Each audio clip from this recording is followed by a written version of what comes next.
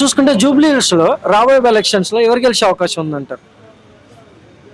ఎవరికి గెలిచే అవకాశం ఉందంటే పనులు లేక ఇలాగ మేము ఏడుతున్నాం. ఇలాగ ఇబ్బందిగా ఉంది, పనులేమి లేవు. ఈ ఎవరు వచ్చినా అందరికీ పనులు ఉండాలి, మంచిగా ఉండాలి. ఎవరు వచ్చినా అందరూ మంచిగా ఉండాలి, పనులు ఉండాలి, చేతిలో డబ్బు ఉండాలి, ఇబ్బంది పడకూడదు. ఇప్పుడు అందరూ జనం అంతా ఇబ్బందుల్లోనే ఉన్నారు. ఎవడో శుభ్రంగా ఉన్నవాడు ఎవడో లేడు. ఏదో అలా పోతే భోజనం దొరుకుతుంది, ఇలా పోతే ఆడవాళ్ళకి ఆధార్ కార్డులు వెళ్తున్నారు అంతే తప్ప మిగతా ఏమున్నాయి? మిగతా ఏమీ లేవు కదా. ఇప్పుడైనా అలా ఉందంటారా? మరి గతంలో బీఆర్ఎస్ పార్టీ ఉన్నప్పుడు కూడా అలానే ఉందంటారు. అప్పుడు ఇంత బాధ అనిపించలేదు ఎవరికైనా. ఇప్పుడు అందరూ పనులు చేసుకున్నారు, డబ్బుల ప్రాబ్లం లేదు. కానీ ఇప్పుడు డబ్బుల ప్రాబ్లం అయిపోయింది ప్రతి మనిషికి కూడా.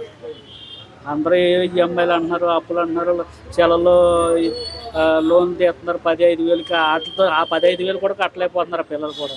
వాళ్ళ టెన్షన్ వాళ్ళకి ఉంది, అవునా కదా? అలా ఉంది పరిస్థితి. ఇప్పుడు ఈ ముగ్గురులో ఎవరికి వేయాలి ఓటు అనేది కూడా ఎవరికీ అర్థం కావట్లేదు. అంటే ఎవరికి వేస్తే బాగుంటుంది, ప్రాబ్లం ఏ సాల్వ్ అవుతాయి, ఎంత ఫ్రీగా ఉంటాం అనేది ఎవరికి తెలవట్లేదు. జనాలు కూడా ఈ ఎవడొచ్చి కూడా దీనికి వేద్దాం, లేకపోతే వీళ్ళు ఇలా చేస్తున్నారు, వీళ్ళు ఇలా చేస్తలేదు అని కూడా వీళ్ళు కూడా చెప్పలేకపోతున్నారు కూడా. వీళ్ళ వాళ్ళు వస్తున్నారు, వాళ్ళు తప్పట్లు కొడుతున్నారు, వాళ్ళు వెళ్ళిపోతున్నారు, వీళ్ళు వచ్చేస్తున్నారు అంతే. ఇప్పుడు ఎవరికైనా ఎవడో ఫ్రీగా లేడు, ఎవడో హ్యాపీగా బతకట్లేదు, బతుకుతున్నారు. ఇప్పుడు మీరు వర్క్ చేస్తున్నారు, మీకు హ్యాపీ ఉందా? పోనీ ఏదో 40,000 చేస్తున్నారు అనుకోండి, ఆ 40,000కైనా మీకు హ్యాపీ లేదు కదా. ఉందా చెప్పు? లేదు, ఎవరికి ఏం లేదు అంతే. ఎవరు వచ్చినా మనం ఎవరికి వేసినా వాళ్ళకే ఇబ్బంది ఉండకూడదు, మనకే ఇబ్బంది ఉండకూడదు, ఇద్దరం బాగుండాలి. ఇప్పుడు చూసుకుంటే జూబ్లీ హిల్స్ లో రాబోయే ఎలక్షన్స్ లో ఏ పార్టీ గెలిచే అవకాశం ఉందంటారు సార్? ఏ పార్టీ గెలిచినా కానీ కొంతమంది రెంట్కున్న వాళ్ళకు డబుల్ బెడ్రూమ్ ఇండ్లు రావాలి. మేము 2 సార్లు మాకు రాలేదు, 3వ విడతలు వస్తుందన్నారు. ఎలక్షన్లు వచ్చి అయిపోయినాయి. మాకు ఇప్పుడు మేము 20 సంవత్సరాలు రెంట్కే ఉంటున్నాం. మాకు ఇల్లు మూడో దాని వెరిఫికేషన్ అయిపోయింది, ఇస్తామన్నారు, ఇవ్వలేదు. ప్రభుత్వం వస్తే మాకు డబుల్ బెడ్రూమ్ ఇల్లు కావాలి ఒకటి. మాకు అది ఒకటే అభిప్రాయము. పార్టీ ఇప్పుడు ప్రభుత్వం అయితే కాంగ్రెస్ ఉంది, ఆ పార్టీ వస్తే కొంచెం వస్తాయని నమ్మకం ఉంది. కాంగ్రెస్ వస్తే, ఎందుకంటే ప్రభుత్వం అది ఉంది కాబట్టి వస్తాయని ఒక నమ్మకం ఉంది.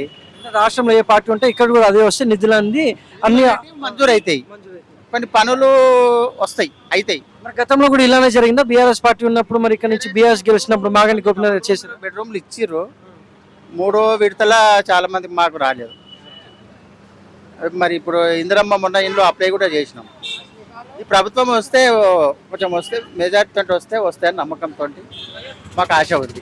అయితే ఇప్పుడు చూసుకుంటే జూబ్లీ హిల్స్ బై ఎలక్షన్స్ లో రాబోయే ఎలక్షన్స్ లో ఎవరు గెలిచే అవకాశం ఉంది? ఎవరని చెప్పేది లేదు. రెండు కాంపిటీషన్గా కరెక్ట్ ఆపోజిషన్ ఉంది. చాలా చాలా బాగుంది. ఏదనేది తెలియదు, ఎలక్షన్లు అయిన తర్వాత తెలుస్తుంది. నా అభిప్రాయం అట్లా అని చెప్తున్నా. నాకు తెలిసిన కాడికి అట్లా ఉంది ఆధారం. మరి అభివృద్ధి చూసుకుంటే ఎక్కడ ఏ విధంగా ఉందంటారు? మరి బీఆర్ఎస్ పార్టీలో ఉన్నప్పుడు ఎలా ఉంది గతంలో, అంతకుముందు కాంగ్రెస్ పార్టీలో ఉన్నప్పుడు ఎలా ఉంది? టీఆర్ఎస్ ఉన్నప్పుడు ఉన్నది, కాంగ్రెస్ వచ్చినాక ఏమి లేదు.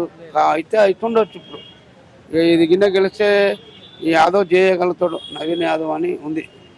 చాలా మాట రన్నింగ్ పార్టీ కదా, కంపల్సరీ చేస్తాడు.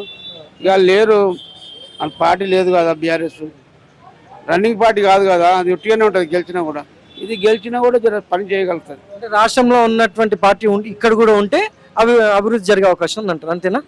అంతే సార్, జూబ్లీ హిల్స్ లో ఇప్పుడు రాబోయే ఎలక్షన్ లో ప్రజలందరూ గతంలో బీఆర్ఎస్ పార్టీకి వ్యతిరేకంగా కాంగ్రెస్ పార్టీని రాష్ట్రంలో ఎలా అయితే గెలిపించారో ఇప్పుడు కూడా అదే విధంగా ఇక్కడ జూబ్లీ హిల్స్ నవీన్ యాదవ్ గారిని గెలిపించే అవకాశం ఉందంటారా? ఇక్కడ చెప్పాలంటే ఒకటే, ఎప్పుడైతే ప్రజలు తెలివిగా వాళ్ళ యొక్క మైండ్లో ఫిక్స్డ్ అయ్యారు ఆల్రెడీ, ఇక్కడ ఎట్టి పరిస్థితుల్లో మాగంటి గోపన్న చేసినట్టు యొక్క అభివృద్ధి కార్యక్రమాలు కాబట్టి ఇక్కడ ఖచ్చితంగా సునీత గెలిస్తేనే మళ్ళీ మంచిగా ఉంటుందని చెప్పేసి ప్రజలలో మేమైతే చూసినంత వరకు, మాకు తెలిసినంత వరకు అయితే ఉన్నది 100% సునీతగా గెలుస్తుంది అని మేము అనుకుంటున్నాము.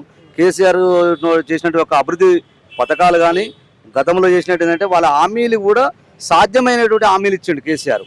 ఈ అసాధ్యమైన హామీలు ఇయ్యక ఇప్పుడు రేవంత్ రెడ్డి గారు ఏమో అసాధ్యమైన హామీలు గుప్పించి ఇవాళ పేద ప్రజల మీద చాలా ఇబ్బంది పడుతున్నారు. పేద ప్రజలు అయ్యో అనవసరంగా గెలిపించి మనం ఇంత బాధపడుతున్నాం కదా, ఇలా అనవసరంగా రేవంత్ రెడ్డి మాటలు విని మనం ఇంత అనవసరంగా మనం గెలిపించి ఇలా మన కంట్లో మనం పరుచుకున్నాం అనే తీరుగా ఉన్నారు.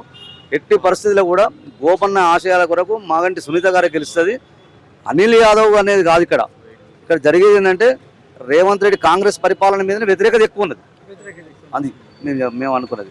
నిరుద్యోగ సమస్య, నిరుద్యోగులు అక్కడ పోతే ముసలోళ్ళు అయితే వాళ్ళకు 4,000 ఇస్తా అని చెప్పిండు. 2,000 ఉంటే 40,000 ఎవరైనా ఆశపడి ఓట్లు వేసారు. ఇవాళ వాళ్ళకి అర్థమైపోయింది. ఖచ్చితంగా కూడా మళ్ళీ రేవంత్ రెడ్డి ఏదో మాట చెప్తాడు, బయటపడతాడు అని చెప్పి ఉన్నది. కానీ అట్లా ఏం లేదు. ఖచ్చితంగా ఇలా మాగంటి సునీత గారు రేపు 11వ తారీఖు నాడు ఖచ్చితంగా ఆమె 14వ తారీఖు రిజల్ట్లో మనం చూసినైతే మాగంటి సునీత గెలుస్తుందని చెప్పి ప్రజలు అనుకుంటుంటే మేము కూడా వింటున్నాం. అయితే బీఆర్ఎస్ పార్టీ నుంచి గతంలో ఇక్కడ మాగంటి గోపీనాథ్ గారు గెలిచినప్పుడు చేసిన అభివృద్ధి మేరకు ఆ ఓటు బ్యాంక్ మొత్తం ఇప్పుడు సునీత గారు పడే అవకాశం ఉందంటారా? తప్పక పడుతుంది. ఎందుకంటే ఆయన చనిపోయిండు. ఆయన అభివృద్ధి విషయంలో కూడా ఏంటంటే ఆయన చేసినటువంటి పనులు కూడా పేద ఉన్నటువంటి బడుగు బలైన వర్గాలు ఉన్నట్టు వెనుక ఉండినటువంటి ఒక వాళ్లకు ఆయన చేసినటువంటి ఒక కార్యక్రమాలు, బతుకమ్మ చీరలే కానీ ఆయన స్వతంగా కూడా కొన్ని ఖర్చు పెట్టి కూడా కొన్ని కార్యక్రమాలు చేసింది. కాబట్టి ఖచ్చితంగా సునీతమ్మ గారు గెలుస్తుంది. కాంగ్రెస్ నాయకులు ఎవరైతే ఉన్నారో ఇక్కడ ఉన్నటువంటి ప్రజలకు 6 గ్యారెంటీలు అందిస్తున్నట్టు చెప్తున్నారు. మరి మీరు చెప్పండి, ఇక్కడ ఉన్నటువంటి ప్రజలు 6 గ్యారెంటీలు అందుతున్నాయంటారా? ఎక్కడ కాదు, అందుతున్నాయని ప్రజలు చూస్తూనే ఉన్నారు. మొత్తం ఎక్కడ కూడా హామీలు ఇచ్చినంత వరకు ఏమి లేదు, కానీ అసాధ్యమైన హామీలు ఇచ్చినంత వరకు ఉన్నాయి. కానీ ఆ సాధ్యమైన అయితే ఇక్కడ లేవు కదా. మనకు ఏది లేదు. ఒక సన్న బియ్యం అని చెప్తారు. సన్న బియ్యం కూడా పేదవాళ్ళకి ఎంతమందికి ఉన్నాయి, వాళ్ళకు ఉన్నాయి. ఇటువరకు కూడా ఉన్నాయి, గతంలో ఉన్నాయి. అవే బియ్యం వస్తాయని కొత్తగానే ఏం ఎక్స్ట్రా కాలేదు. ఇక వేరేది అయితే ఏం కాలేదు. కాబట్టి ఖచ్చితంగా ఎట్టి పరిస్థితుల్లో కూడా మళ్ళా కేసీఆర్ నాయకత్వంలో రేపు ఖచ్చితంగా బీఆర్ఎస్ పార్టీ గెలుస్తుంది. మొన్న ఇక్కడ ప్రచారంలో భాగంగా జూబ్లీహిల్స్ బై ఎలక్షన్ ప్రచారంలో భాగంగా సీఎం రేవంత్ రెడ్డి గారు నవీన్ యాదవ్ గారితో కలిసి ప్రచారం చేశారు కదా, దానిపై మీ అభిప్రాయం ఏంటి? అప్పుడు నవీన్ యాదవ్ గారు మాట్లాడిన మాటలతో నవీన్ యాదవ్ గురించి నవీన్ యాదవ్ కంటే కూడా సీఎం రేవంత్ రెడ్డి మీద వ్యతిరేకత ఎక్కువ ఉంది. కాబట్టి ఖచ్చితంగా పార్టీ అది ఓడిపోయే అవకాశం ఉన్నాయి. నవీన్ యాదవ్ అనే వ్యక్తిత్వం కాదు ఇక్కడ. నవీన్ యాదవ్ సరే గతంలో చేసిండు, ఓడిపోయిండు, గెలిచిండు అనేది దాని మీద ఎక్కువ చూస్తలేరు ప్రజలు. సీఎం రేవంత్ రెడ్డి ఇవాళ కాంగ్రెస్ పార్టీని చూస్తే అదే నవీన్ యాదవ్ వేరే దాంట్లోకి చేస్తే అది వేరుండు ఇలా. కాబట్టి మేమంటామంటే ఖచ్చితంగా కూడా ఇలాంటి వాళ్ళకు కూడా వేసిన దానికంటే ఒక మహిళని గెలిపించుకుంటే ఈ యొక్క కాన్స్టిట్యూషన్ కూడా మంచిగా ఎలాంటి ఇబ్బందులు లేకుండా, ఎలాంటి ఒక దౌర్జన్యాలు లేకుండా కూడా ఉంటుందని చెప్పి ఒక ఆలోచన కూడా ఉన్నారు. చూసుకుంటే జూబ్లీహిల్స్ ఇప్పుడు బై ఎలక్షన్స్ రాబోతున్నాయి కదా, నవంబర్ 11వ తారీఖు. ఏ పార్టీ గెలిచే అవకాశం ఉందంటారు? ఇక్కడ నుంచి 3 పార్టీలు, కాంగ్రెస్, బీఆర్ఎస్, బీజేపీ. కానీ కాంగ్రెస్ బీఆర్ఎస్ కి టక్ ఆఫ్ వార్ అంటున్నారు. కాంగ్రెస్ పార్టీ గెలుస్తుంది. ఏ విధంగా అంటారు సార్ కాంగ్రెస్? ఎందుకంటే గతంలో ఇది పీజేఆర్ అడ్డా. ఇది డెవలప్ అయిందంటే పీజేఆర్ వల్లే అయింది. విన్నారా? తర్వాత వేరే వాళ్ళు వచ్చారు, టీఆర్ఎస్ గెలిచింది. 10 సంవత్సరంలో ఏం చేయలేదు. విన్నారా? బీజేపీ అయితే ఇక్కడ ఏమీ లేదు.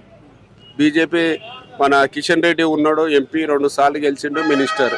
మరి ఎక్కడ బోరాబండలో మాకు ఫండ్ ఇచ్చింది లేదు, చేసింది లేదు. అది అయితే మాగంటి గోపీనాథ్ గారు ఉన్నప్పుడు డెవలప్మెంట్ ఏ విధంగా ఉండేదంట? లేదండి, డెవలప్మెంట్ లేదు. నేను కావాలంటే మీకు మా వినాయకరావు నగర్ బస్సు ఉంది, మీకు పాదయాత్ర తీసుకెళ్తాను. గతంలో పీజీఆర్ ఉన్నప్పుడు దాదాపు 60 కోట్లు పెట్టి రోడ్ 60 లక్షలతో రోడ్ వేయించాను. ఆ రోడ్ ఇప్పటి వరకు అట్లనే ఉంది. ఇప్పుడు మళ్ళా మా కాంగ్రెస్ ప్రభుత్వం వచ్చిన తర్వాత, రేవంత్ అన్న గారు వచ్చిన తర్వాత మొన్న రోడ్డు ఇనాగ్రేషన్ చేసినాం. ఎలక్షన్ కోడ్ వచ్చిందని ఆగిపోయింది. ఇప్పుడు నెక్స్ట్ ఆ రోడ్డు కూడా ఎలక్షన్ అయిన తర్వాత స్టార్ట్ అవుతుంది. అండర్ గ్రౌండ్ డ్రైన్ కానీ వాటర్ కానీ మొత్తం మా పీజీఆర్ కాంగ్రెస్ ప్రభుత్వం ఉన్నప్పుడే జరిగింది. ఇప్పుడు మళ్ళీ రేవంత్ గారు మా సీఎం వచ్చినందుకు మళ్ళీ మొన్న వివేక్ గారు వచ్చారు, మా కార్పొరేటర్ అందరు కలిసి ఇనాగ్రేషన్ చేశారు. ఇప్పుడు చేద్దామంటే ఎలక్షన్ కోర్టు ఉందని ఆగిపోయింది. ఇదే విధంగా చూసుకుంటే మరి అభివృద్ధి పరంగా ఇప్పుడు కాంగ్రెస్ పార్టీ నుంచి నవీన్ యాదవ్ గారు గెలిస్తే ఏ విధంగా అభివృద్ధి జరుగుతుందంటారు?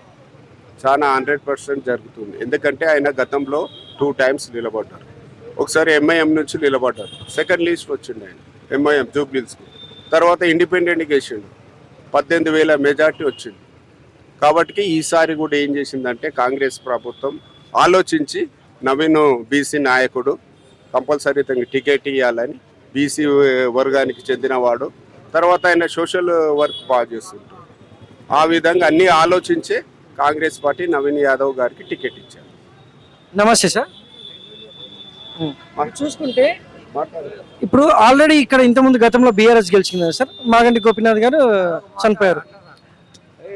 అయితే మళ్ళీ 5 సంవత్సరాలు ఉన్నప్పుడు మళ్ళీ ఇప్పుడు కూడా ఈ టైం కూడా బీఆర్ఎస్ఏ, ఇప్పుడు కూడా బీఆర్ఎస్ని గెలిపించుకుంటే అభివృద్ధి జరుగుతుంది అంటారు కదా, దానిపై మీ అభిప్రాయం ఏంటి? మళ్ళీ బీఆర్ఎస్ గెలవడం అయితే కుదరదు. ఇంకోటి సింపతి ఓట్లు అనేది మాత్రం అయితే పడదు. ఎందుకంటే గోపీనాథ్ గారు ఉన్నప్పుడే ఇక్కడ 10 సంవత్సరాల నుంచి వర్క్ అయితే ఏం జరగలేదు ఇక్కడ. ఇప్పుడు మళ్ళీ అదే గెలవడం సింపతి ఓట్లు కాదు ఇక్కడ డెవలప్మెంట్ కావాలంటే నవీన్ యాదవ్ గారికి ఓట్లు పడాలి. ఓట్లు పడుతుంది, 100% పడుతుంది, 100% నవీన్ యాదవ్ గెలుస్తాడు. ఎందుకంటే ఆయన అందరికీ కూడా సోషల్ సర్వీసు, నాన్ ఎడ్యుకేటెడ్ వాళ్ళందరికీ ఎడ్యుకేషన్ చదివించడం కానీ, బీద వాళ్ళకి సాయం చేయడం కానీ అవన్నీ చేయడం కూడా జరిగింది. అంటే 5 సంవత్సరాలు బీఆర్ఎస్ గెలిచింది కదా మొన్న. మరి 5 సంవత్సరాలు బీఆర్ఎస్ ఉండాల్సిన అవసరం లేదంటారా? లేదండి, ఏం జరగలేదండి ఇక. అయితే ఇప్పుడు కాంగ్రెస్ పార్టీ రాష్ట్రంలో ఉంది, ఇక్కడ కూడా కాంగ్రెస్ పార్టీ వస్తేనే అభివృద్ధి జరిగే అవకాశం ఉందంటున్నారు కదా ప్రజలు. వాళ్ళకి మీరు మద్దతు ఇస్తా అంటున్నారు? 100% మద్దతు ఇస్తాము. కాంగ్రెస్ పార్టీ ఇట్లా గెలుస్తుంది. నవీన జూబ్లీ జెండా బరాబర్ 100% ఎగురుతుంది. Thank you. నమస్తే సార్. నమస్కారం. మీ పేరు సార్? నా పేరు శంకర్. సార్, జూబ్లీ హిల్స్ చూసుకుంటే మరి గతంలో ఉన్నటువంటి అభివృద్ధి ఏ విధంగా ఉంది, ఇప్పుడు కాంగ్రెస్ పార్టీ గెలిస్తే అభివృద్ధి ఏ విధంగా చేయబోతుంది అంటారు? గతంలో అభివృద్ధి చెప్తాను, అంతా చెప్పా. మా బస్తీది వినాయకరావు నగర్ ఒక్కటే చెప్తా. మాది బీద చూడండి, అటు దళితుల బస్తీది పేరు చూడండి, పేరు రాసి ఉంది. వెనకటికి 1963లో మా బస్సు 63లో బస్తీ పుట్టింది. అప్పుడు ఏం లేకుండా ఇక్కడ మా వాళ్ళే మా పిల్లలు ఆడుకోనికి కావాలని ఇంత పెద్ద జాగా పెట్టిర్రు మాకు. అప్పుడు ఆడుకోనికి అప్పుడు ఏం లేదు. 63లో ఉండాలని బస్తీ వెనకకి జరిపి కట్టిర్రు.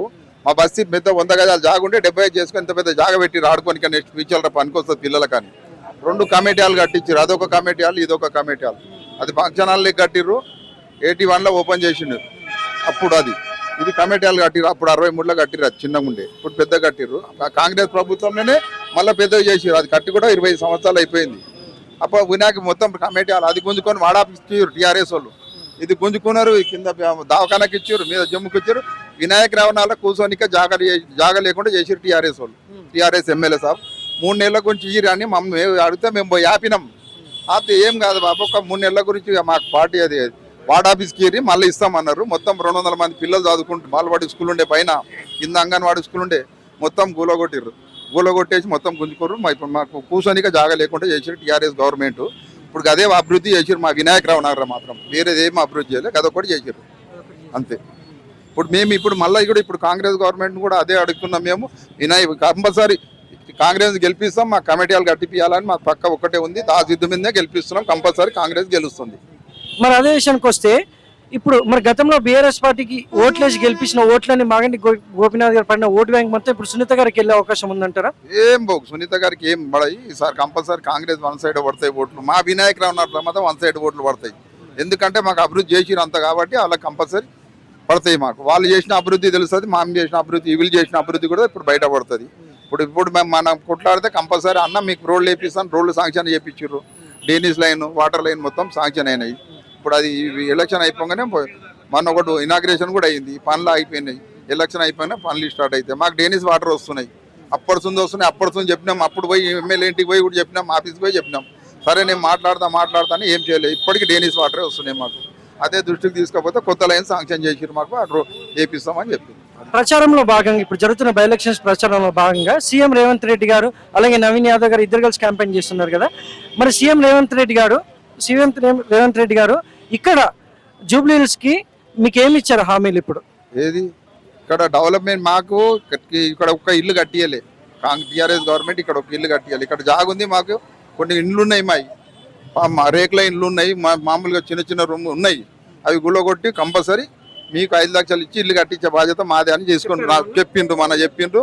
బరాబర్ దాదానం చేసి అది కూడా తీసుకుంటాం. ఆ పని కూడా చేయించుకుంటాము. ఇంకోటి ఏంటంటే ఇంతమందికి ఎన్ని రోజులు రేషన్ కార్డు లేదే మా దగ్గర. కొన్ని 15 నెలల నుంచి రేషన్ కార్డులు లేవు. వచ్చినాకనే మన రేషన్ కార్డులు మొత్తం వచ్చినాయి. కొంతమందికి ఇల్లు లేరు. ఇప్పుడు ఒక రూమ్ అది 50 గజాల ప్లాట్ ఉంది. నాకు 3 కొడుకులు ఉండరు, అందులోనే ఉంటున్నాం. ఇప్పుడు దాని గురించి కూడా మాట్లాడినాం. అది కూడా ఇస్తున్నారు. ఇప్పుడు అది కూడా ఇస్తాను. మొన్నటిదాకా దొడ్డు బియ్యం వస్తుండే, ఇప్పుడు సన్న బియ్యం. అంతకుముందు ఆ దొడ్డు బియ్యం అమ్మి సన్న బియ్యం తెచ్చుకుంటుంటే ఇప్పుడు అవే సన్న బియ్యం తెచ్చున్నాయి కాబట్టి అవే బియ్యం తింటున్నాం. ఇప్పుడు అవే తింటున్నాం మేము. అది మాకు చేసింది.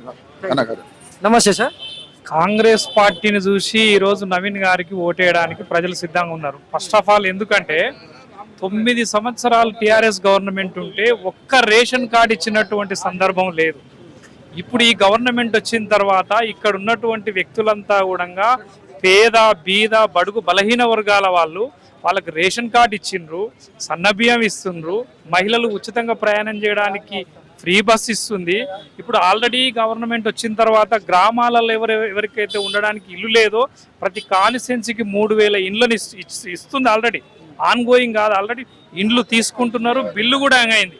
దాంతోపాటు రీసెంట్గా ఇక్కడ వచ్చిన తర్వాత మా ముఖ్యమంత్రి గారు ఏం చెప్పారంటే పల్లెటూర్లలో ఇస్తున్నాము, ఇప్పుడు పట్టణాలలో కూడా ఎవరైతే బీద వాళ్ళు ఉండి వాళ్ళకు ఇంటి స్థలం ఉంటుందో వాళ్ళకు ఖచ్చితంగా 5 నుండి 6 లక్షలు ఇచ్చి వాళ్ళకు ఉండడానికి, గూడు ఇచ్చేయడానికి, ఇల్లు ఇవ్వడానికి పార్టీ ముందు వరుసలో ఉంది. కాబట్టి వీటన్నింటినీ దృష్టిలో పెట్టుకొని ఖచ్చితంగా కాంగ్రెస్ పార్టీకి, నవీన్ యాదవ్ గారికి ఓటేసి ప్రజలు వారిని గెలిపించడానికి, కాంగ్రెస్ పార్టీని బలపరచడానికి సిద్ధంగా ఉన్నారనే విషయాన్ని తెలియజేస్తున్నాం. అంటే ఈ కాంగ్రెస్ పార్టీలో చూసుకుంటే జూబ్లీహిల్స్ లో కూడా కాంగ్రెస్ గెలిస్తే ఈ 6 గ్యారెంటీలు అన్ని నేరుగా ప్రజలకు అందే అవకాశం ఉందంటారా? ప్రజలకి ఆల్రెడీ జూబ్లీహిల్స్ అని పేరే కానీ ఎక్కువ అర్బన్ పీపుల్స్ ఇక్కడ ఉన్నారు, చాలా సామాన్యమైనటువంటి పీపుల్స్ ఉన్నారు.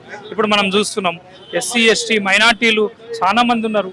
అప్పట్లో ఇంకోటి ఏంటంటే ఈ ఏరియా డెవలప్మెంట్ జరిగిందని అంటే పీజేఆర్ వల్లనే జరిగింది. పీజేఆర్ అంటేనే కాంగ్రెస్ పార్టీ. అప్పుడు ఇక్కడ వచ్చినటువంటి వివిధ ప్రాంతాలకు వెళ్ళి వచ్చి ఇక్కడ షెల్టర్ ఉన్నటువంటి వాళ్ళందరికీ కూడా వాళ్ళకి షెల్టర్ ఇచ్చినటువంటి వ్యక్తి పీజేఆర్.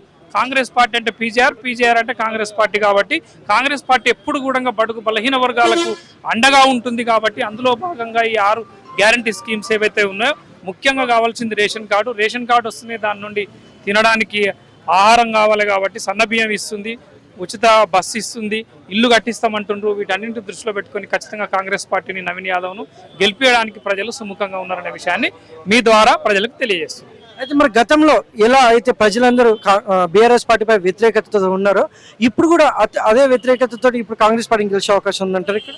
ఖచ్చితంగా ఆల్రెడీ కంపేర్ చేసుకుంటా ఉన్నారు. 9 సంవత్సరాలు ఉన్నప్పుడు రేషన్ కార్డు రాలేదు, ఉచితంగా బియ్యం రాలేదు, బస్సు సౌకర్యం ఉంది, అన్నింటికి మించి సీసీ రోడ్లు కానీ ఇంకోటి కానీ పైన గవర్నమెంట్ ఉంది. రేవంత్ రెడ్డి గారు ముఖ్యమంత్రిగా ఉన్నారు. కాబట్టి ఈ ఎమ్మెల్యేలు కూడా గెలిపిస్తే ఫండ్స్ వస్తాయి, తద్వారా మా అభివృద్ధి అవుతుంది, మా కాలనీ, మా ఏరియా, మా ప్రాంతం అనే ఆలోచనలో ప్రజలు ఉన్నారు. కాబట్టి ఖచ్చితంగా కాంగ్రెస్ పార్టీని, నవీన్ యాదవ్ గారిని ప్రజలు గెలిపిస్తారు, ఆశీర్వదిస్తారని చెప్పేసి భావిస్తారు.